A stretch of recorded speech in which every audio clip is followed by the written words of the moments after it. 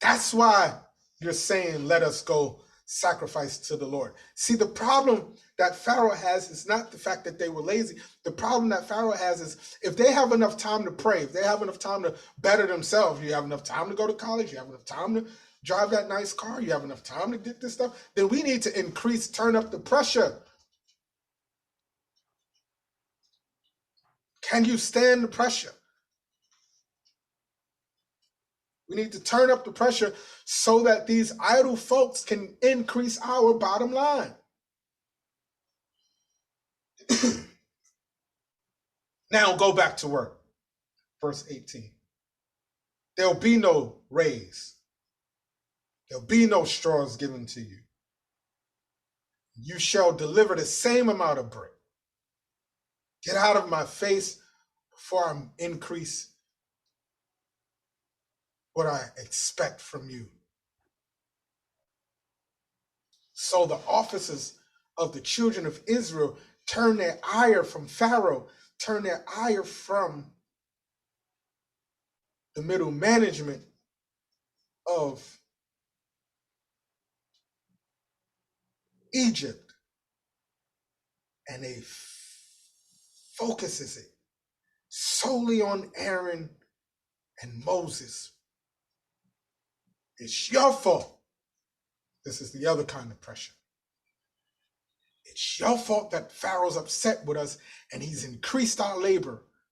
If you had not meddled, then we wouldn't be beaten. We wouldn't increase our labor. We would be able to eat our fish and cucumbers. We are already accustomed to how our day is laid out. Pharaoh increases our labor because you now are meddling. They're changing the voters' rights because somebody's meddling. They're raising the price of produce and chicken because someone is meddling. They're talking about giving health care for everybody. They're talking about increasing the minimum wages. They're talking about college being free, and they're talking about all of these things. We can't stand the pressure of seeing those that we think are beneath us co-equal to us. We can allot one seat at the table, but for there to be equal rights, how dare they meddle with our traditions? So the ire now of the people doesn't turn against the system that is oppressing them. The ire of the people, due to the pressure, turns on the ones that are called to bring them out of this bondage. This type of pressure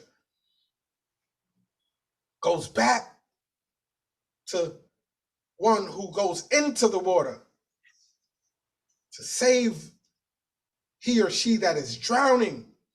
A part of the training is to knock them out when they begin to get irate with one hit, so that it would be easier for you to take them out of harm's way.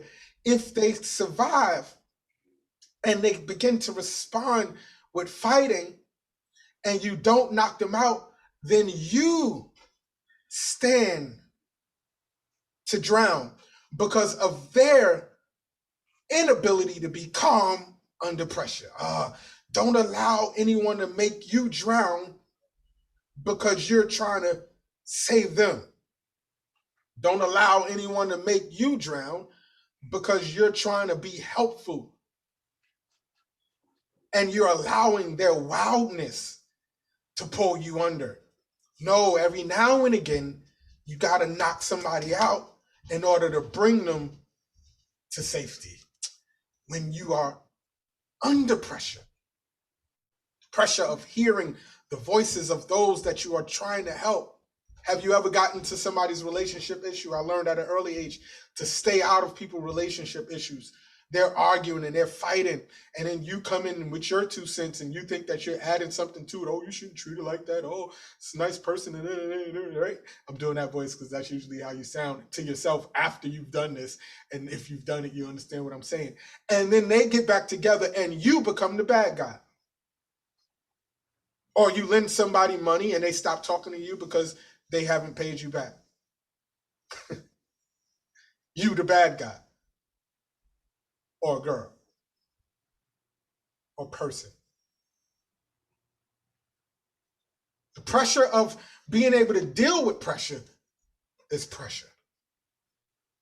Moses and Aaron, remember now, Moses had already laid out in chapter 4 his own. Hey, thanks so much for watching this YouTube video. Hit the subscribe button now to